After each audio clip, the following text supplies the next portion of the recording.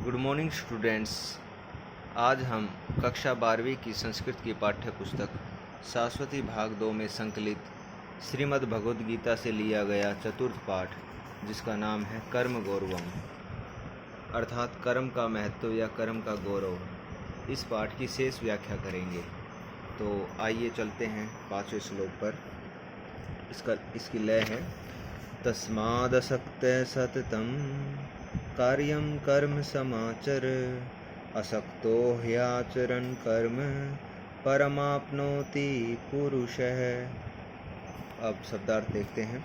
तस्मात् इसलिए, असक्त है ये संधि विच्छेद होगा। असक्त का अर्थ है आसक्ति रहित होकर, सततम निरंतर, कार्यम कर्म कर्तव्य कर्म, समाचर आचरण कर। भगवान श्री कृष्ण अर्जुन से कहते हैं कि हे अर्जुन, इसलिए, तस्मात् इसलिए, अशक्त है आसक्ति रहित होकर के निरंतर अपने कर्तव्य कर्मों को करता चल, अर्थात क्षत्रिय योग्य जो उचित कर्म है उनको करता चल।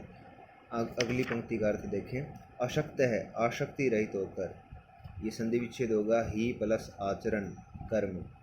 अशक्त ही का अर्थ है क्योंकि, अशक्त है आसक्ति रहित होकर, कर्म आचरण कर्म का आचरण करते हुए, पुरुष है पुरुष या मनुष्य, परम परम का अर्थ परमात्मा को आपनोति प्राप्त करता है, क्योंकि आसक्ति रहित होकर कर्म का आचरण करते हुए मनुष्य परमात्मा को प्राप्त करता है।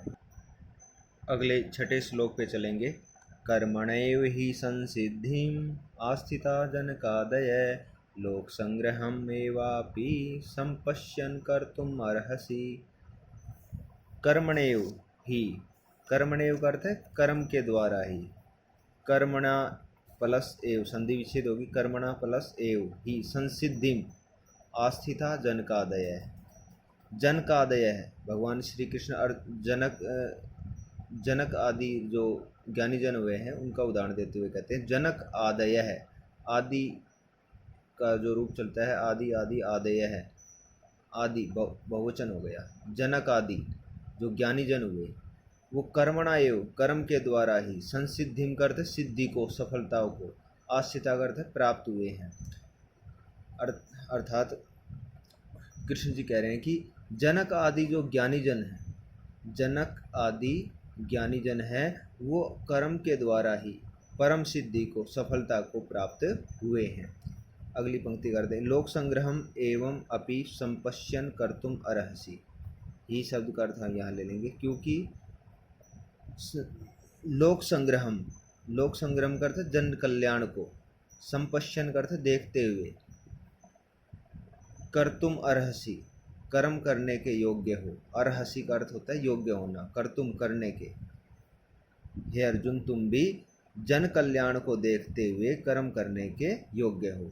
नीचे की पंक्ति का अर्थ फिर देखें। संपश्यन का अर्थ है देखते हुए, कर्तुम करने के, अर्हसि का अर्थ है योग्य हो।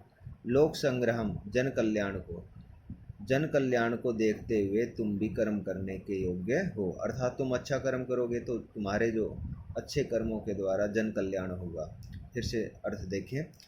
कृष्ण जी कहते हैं कि जनक आदि जो ज्ञानी जन है वो कर्मों के द्वारा ही परम सिद्धि को, परम सफलता को प्राप्त हुए हैं, इसलिए क्योंकि जन कल्याण को देखते हुए तुम भी कर्म करने के योग्य हो। अगला श्लोक देखें। यद्याचरति श्रेष्ठस्तत्तद्देवतरो जनः स यत्प्रमाणं कुरुते लोकस्तदनुवर्तते। यद यद आचरति श्रेष्ठ है, भगवान श्री कृष्ण कह रहे हैं कि श्रेष्ठ है करते श्रेष्ठ पुरुष, ये संधि विच्छेद होगा। यत यत जो जो, आचरति आचरण करता है, तत् तत् उसी तरह, देव इतर है, देव देवताओं को, ज्ञानी जनों को बोलते हैं। इतर होते हैं देवताओं से हटकर जो सामान्य लोग हैं, जन है लोग।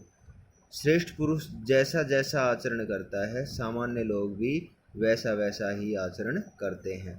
स यत प्रमाणम कुरुते, वह जो श्रेष्ठ पुरुष है ना, स का अर्थ वह, यत जो, प्रमाण कुरुते कर देता है, लोक का अर्थ है संसार, तत् अनुवर्तते, तत् का अर्थ है उसका, अनुवर्तते अनुपालन करते हैं या उसका अनुसरण करते हैं।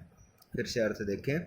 श्रेष्ठ पुरुष जो आचरण करता है, सामान्य देव इतर करते सामान्य, सामान्य मनुष्य भी वैसा ही आचरण करता है। वह संसार में जैसा प्रमाण कर देता है, संसार भी वैसा ही उसका अनुसरण करता है। 8वां श्लोक देखेंगे, उच्चारण है, न बुद्धि भेदम जनयेद अज्ञानाम कर्म संगिनाम जोषयेत सर्व कर्माणि विद्वान युक्त समाचरन। इसमें कहा, भगवान श्री कृष्ण कह रहे हैं, विद्वान शब्द को हम पहले ले लेंगे। विद्वान करते विद्वान मनुष्य को चाहिए। विद्वान मनुष्य का क्या कर्तव्य बनता है कि वह कर्म संगी नाम, संग बोलते हैं आसक्ति, कर्मों में आसक्ति रखने वाले, जनयेत अज्ञानाम, ये संधि विच्छेद होगा, अज्ञानाम करता है अज्ञानी लोगों में, न बुद्धि भेदम, बुद्धि भेदम करता है बुद्धि भ्रम, बुद्धि में जो भ्रम है उसको न जनयेत, न जनयेत करते उत्पन्न करे, न उत्पन्न करे।